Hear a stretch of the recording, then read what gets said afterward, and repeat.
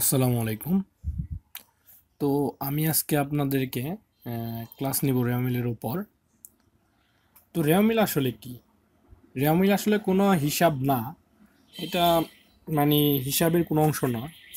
এটা সাধারণত আমরা যে জাবেদা থেকে খতিয়ান বা জাবেদা ছাড়াও খতিয়ান করা যায়, মানে ডাইরেক্ট খতিয়ান করা যায়। তো খতিয়ানের যে ডেবিট এবং ক্রেডিট যে বের হয় ওগুলাকে একটা শখেরও কোনো সিস্টেম নাই, যে যেভাবে পারে করে। এক একজনে দেখা যায় ডেবিট ডেবিট দিকে একটা ঘর দেয় এবং ক্রেডিট দিকে টি শখের মতো একটা ঘর দেয়, আবার অনেক সময় দেখা যায় এক সাইডে দুইটা ডেবিট ক্রেডিট ঘর দিয়ে করে। তো ওই ঘরের মধ্যে একদিকে হলো খতিয়ানের যে ডেবিট জেরগুলো আছে সেগুলা লেখে, এবং ক্রেডিট দিকে লেখে হলো ক্রেডিট যে জেরগুলা বের হয় খতিয়ান থেকে সেগুলা। এটার মাধ্যমে সাধারণত গাণিতিক শুদ্ধতা যাচাই করা হয় যে আমাদের ব্যবসায় প্রতিষ্ঠানের হিসাবগুলাকে ঠিকভাবে হিসাব করা হলো কিনা, বা এগুলা সব উম, হিসাবগুলার মধ্যে কোনো ধরনের ভুল ত্রুটি আছে কিনা সেগুলা দেখা হয়। এবং পরবর্তীতে আমাদের ব্যবসায় প্রতিষ্ঠানের আর্থিক বিবরণী, যেটাকে আমরা বলি মোট লাভ নেট লাভ নির্ণয়, তার পরবর্তীতে মোট সম্পদ, মোট দায়, তারপর আমাদের ওয়ার্কিং ক্যাপিটাল কীরকম আছে এগুলা বের করা বা বিভিন্ন রেশিও বের করার জন্য আমাদের রেওমিলের প্রয়োজন হয়। তো রেও মিলটা অনেকেই ভাবে যে খুব একটা সহজ বিষয়, বা অনেকেই এটাকে তেমন গুরুত্ব দেয় না। বাংলাদেশের যে আপনার এই আমরা যে রেও মিলগুলো করে থাকি সেগুলা সাধারণত বাংলাই করে থাকি। আর আমরা উপরে যখন আমরা বিবিএতে চলে যাব তখন বিবিএ এমবিএতে তখন আর রেও মিলগুলো থাকবে না। তখন অবশ্যই রেও মিলের যে আইটেমগুলো আছে সেগুলোর ইংলিশ রূপ আমাদের জেনে নিতে হবে। তো আমি তাই বাংলাই ক্লাসটা নেব। তো প্রথমে আমাদের রেওমিলের কিছু সমস্যা থাকে, আমরা প্রথমে কি করে নিব, যে সমস্যাগুলো জেনে নিব। সেই সমস্যাগুলো জেনে নিলে পরবর্তীতে আমরা যখন রেওমিল ক্লাস সম্পূর্ণভাবে 2-3টা রেওমিল করব, দেখব যে খুব ইজিলি আমরা বুঝতে পারবো।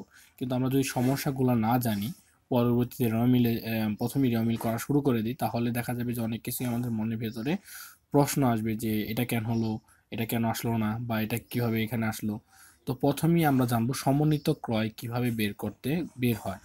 সমন্বিত ক্রয় সমন্বিত ক্রয় হলো প্রারম্ভিক মজুত পণ্য যোগ ক্রয় বিয়োগ সমাপনী মজুত পণ্য। তো সমন্বিত ক্রয়টা জানার জন্য কারণ আছে এখানে।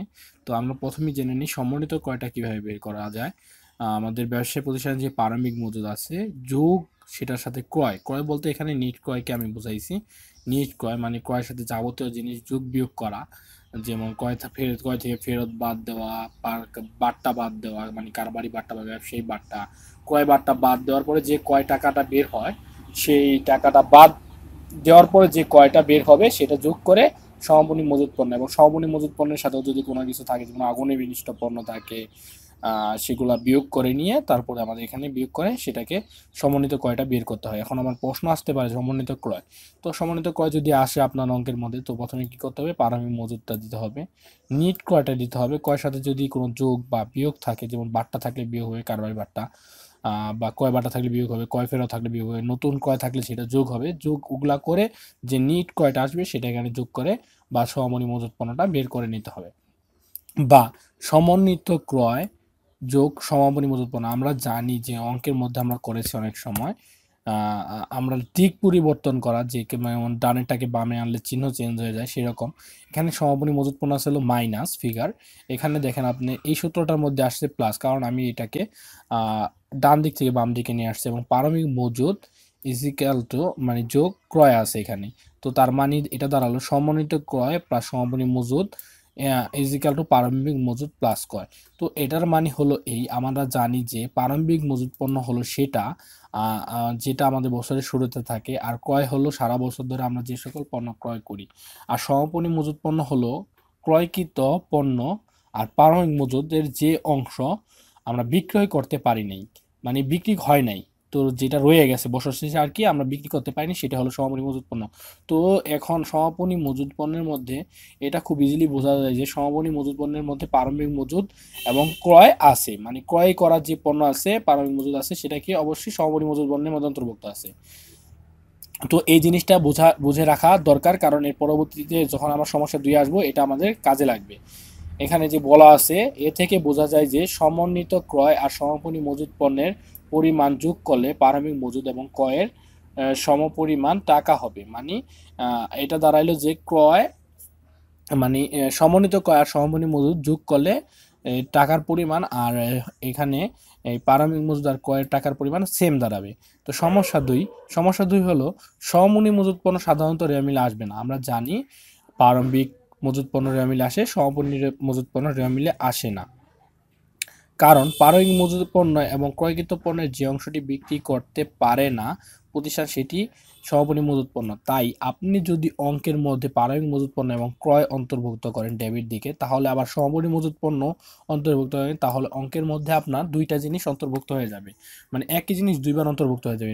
প্রারম্ভিক মজুদ পণ্য কিন্তু সমাপনী মজুদ পণ্যের মধ্যে অলরেডি অন্তর্ভুক্ত আছে, তো প্রারম্ভিক মজুদ পণ্যই দুইবার অন্তর্ভুক্ত হয়ে যাবে, তো তখন আপনার অঙ্কটা মিলবে না। তাহলে যদি একই অঙ্কে আমরা প্রারম্ভিক মজুদ পণ্য ক্রয় সমাপনী মজুদ পণ্য ডেবিট করি, তাহলে একটি হিসাব দুবার দেখানো হবে, তাই সমাপনী মজুদ পণ্য রেওয়া মিলে আসবে না।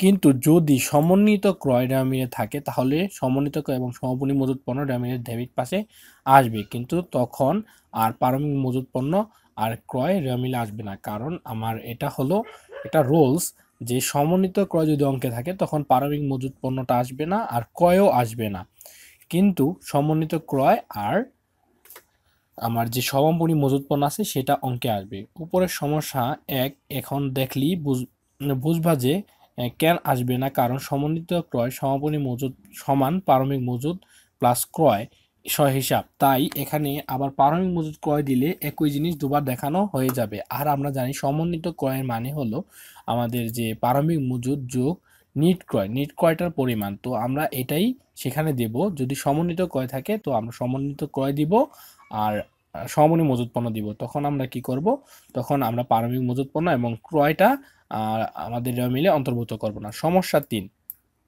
চলতি সম্পদ, দেনাদার, প্রাপ্য হিসাব, পুস্তক ঋণ, বিক্রয়জনিত খতিয়ানের জের, পাওনা। দেনাদারের নাম এগুলো সবগুলোই কি দেনাদারের নাম, যেমন প্রাপ্য হিসাব, পুস্তক ঋণ, বিক্রয় খতিয়ানের জের, পাওনা, এগুলো হলো সবগুলো দেনাদারের নাম। নগদ তহবিল, হাতে নগদ, প্রাপ্য বিল, নোট, ব্যাংক জমা, স্বল্পমেয়াদী বিনিয়োগ, সাপ্লাই, সরবরাহ, সাপ্লাইজের আরেকটা নাম হলো সরবরাহ সামগ্রী ইত্যাদি।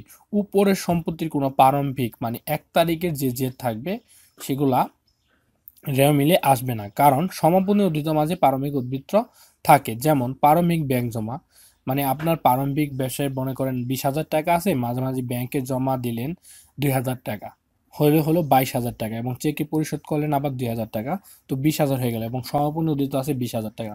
সেখানে প্রারম্ভিক ব্যাংক জমাও আছে, সমাপনী আছে, তো তখন আপনি প্রারম্ভিকটা দিবেন না, দিবেন হলো সমাপনী উদ্ধৃত, কারণ প্রারম্ভিকের সাথে যাবতীয় জিনিস যোগ বিয়োগ করেই সমাপনী উদ্ধৃতটা বের হয়েছে। সমস্যা 4, মণিহারি, ডাক টিকিট, অফিস সাপ্লাই সমাপনী উদ্ধৃত আসবে না, কিন্তু প্রারম্ভিক উদ্ধৃত আসবে।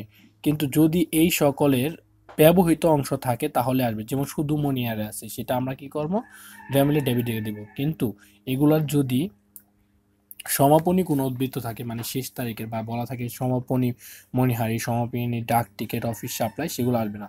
বা সেখানে অব্যবহৃত মণিহারি বা অব্যবহৃত ডাক টিকিটও বলা থাকতে পারে। অব্যবহৃত ডাক টিকিট আর অব্যবহৃত মণিহারি মানেই কিন্তু বছর শেষে যেটা আর ব্যবহার আপনি বছরে ব্যবহার করার পরে যেটা রয়ে গেছে সেটাকে আমরা রেওয়া মিলে দেখাবো না। মনে রাখার সিস্টেম, সমাপনী মজুদের মতো মণিহারি, অফিস সাপ্লাই, ডাক টিকিটেরও সমাপনী উদ্ধৃত আসবে না। সমস্যা 5, সম্ভাব্য দায় এবং সম্ভাব্য সম্পত্তি, আমি এটাকে লিখে দিই,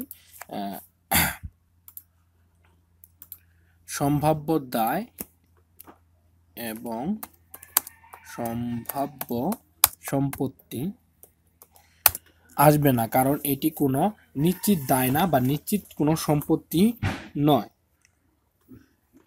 কিছু জিনিস এগুলো আসবে না, কারণ এগুলো আমরা আর কি দায় হিসাবও ধরতে পারি না, সম্পত্তি হিসাবও ধরতে পারি না, কারণ এগুলো সম্পত্তির রূপান্তর হইতেও পারে না হতে পারে। এই ধরনের হিসাবগুলো আমরা রেওয়া মিলে অন্তর্ভুক্ত করব না। সমস্যা 6, কিছু জিনিস সরাসরি মনে রাখা দরকার, যেমন রেওয়া মিলে তৈরি করে খতিয়ানের জের দ্বারা। তাই প্রারম্ভিক নগদ, প্রারম্ভিক ব্যাংক জমা, অব্যবহৃত মণিহারি, প্রারম্ভিক ঋণ উদ্ধৃত, প্রারম্ভিক বিনিয়োগ আসবে না। সমস্যা 7, রেওমিলের দুই পাশে যোগ করার পর যদি ক্যাডির পাশে টাকা কম হয় এবং রেওমিলের মূলধনের পরিমাণ না থাকে, মানে রেওমিলে আপনার মূলধনের কোনো এন্ট্রি নাই, তো আর আপনার ক্যাডির সাইডে টাকাটা কম আছে, আপনি অঙ্কটা একদম পারফেক্ট করছেন এবং ক্যাডির দিকে টাকা কম আছে, তো তার মানে মূলধন নাই, মানে মূলধনের টাকাটা দেওয়া নাই, তো যে টাকাটা আপনার ডেবিট দিক থেকে ক্যাডির দিকে কম আছে, মানে ডেবিট দিকে টাকাটা যোগ করে ক্যাডির দিকে যে টাকা যেটা বের হয়েছে ওটা বিয়োগ করার পর যে টাকাটা থাকবে সেটা মূলধন নামে দেখাতে হবে। আর যে অঙ্কের মধ্যে মূলধন থাকে তাহলে সেটাকে অনিশ্চিত হিসাবে দেখাতে হবে। নগদ তহবিল আর ব্যাংক তহবিল ব্যতীত সকল প্রকার তহবিল ক্রেডিট, যেমন সঞ্চিত তহবিল, আয়কর সঞ্চিত তহবিল, পেনশন তহবিল, লভ্যাংশ সমতাকরণ তহবিল, বীমা তহবিল, বিনিয়োগ সঞ্চিত তহবিল ইত্যাদি। সমস্যা 9, সকল প্রকার সঞ্চিত ক্রেডিট শুধু পাওনাদার এবং পদ হিসাবের বার্তা সঞ্চিতি বা পদবিলের বার্তা সঞ্চিতি ডেবিট। সমস্যা 10, যার যার সুদ তার তার বিপরীত দিকে যাবে, আবার সুদের বকেয়া হলে তার বিপরীত দিকে যাবে, মানে যার যার সুদ তার বিপরীত দিকে যাবে, আবার সুদের বকেয়া হলে তার বিপরীত, মানে যেমন বিনিয়োগ হলো আমার ডেবিট, বিনিয়োগের সুদ হলো ক্রেডিট, আবার বিনিয়োগের বকেয়া সুদ হলো ডেবিট, মানে ওটার উল্টা দিকে যাইতেছে, বিপরীত দিকে। যেমন এখানে বলা আছে বিনিয়োগ ডেবিট, বিনিয়োগের সুদ ক্রেডিট, যার যার যার সুদ তার বিপরীত দিকে, মানে বিনিয়োগ যেহেতু ডেবিট তো বিনিয়োগের সুদ ক্রেডিট, যেমন মূলধন আছে ক্রেডিট, মূলধনের সুদ ডেবিট, উত্তোলন আছে ডেবিট, উত্তোলনের সুদ ক্রেডিট। তেমনি বিনিয়োগের বকেয়া বা প্রাপ্য সুদ বলা হয় যদি এরকম থাকে, বিনিয়োগের প্রাপ্য সুদ বা বকেয়া সুদ, দেখবেন এটা হলো বিনিয়োগের সুদ ক্রেডিট, তো বিনিয়োগের আবার বকেয়া যদি থাকে সুদ তাহলে সেটা হবে ডেবিটে। মূলধন ক্রেডিট, মূলধনের সুদ ডেবিট, উত্তোলনের সুদ ক্রেডিট। এটা আবারও আমি বলে দিচ্ছি আগে।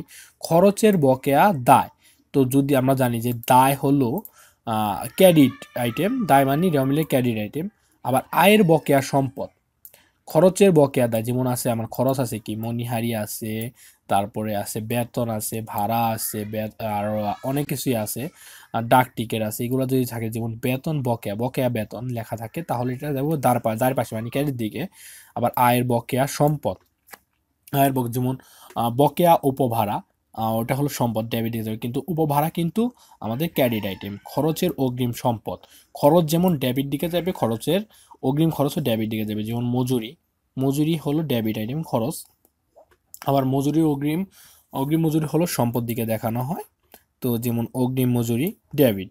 আয়ের অগ্রিম দায়, যেমন আপনি অগ্রিম আয় মানে অনুপার্জিত, যেটা বলে আর কি অনুপার্জিত আয় আছে সেটাকে হলো দায় হিসাবে দেখানো হবে ক্রেডিট দিকে। অনুপার্জিত আয় যেমন আপনি আছে আয়ের অগ্রিম বলতে অনুপার্জিত ভাড়া, ঠিক আছে, সেটাকে আপনি বলতে পারেন অগ্রিম দায়। সম্পদ ডেবিট দায় ক্রেডিট, এখানে জেনে নিতে হবে যে সম্পদ ডেবিট এবং দায় ক্রেডিট। তো উপরের যেগুলা সম্পদ আছে সেগুলো যাবে কি ডেবিট দিকে, যে এই দুইটা আইটেম হলো সম্পদ দিকে যাবে, যেমন আয়ের বকেয়া এবং খরচের অগ্রিম সম্পদ দিকে যাবে, এবং খরচের বকেয়া আর আয়ের অগ্রিম যাবে হলো দায়ের দিকে, মানে দায় হলো এখানে ক্রেডিট বলে দেওয়া হয়েছে। তাহলে বেতন ডেবিট, বকেয়া বেতন ক্রেডিট, কারণ খরচের বকেয়া দায়।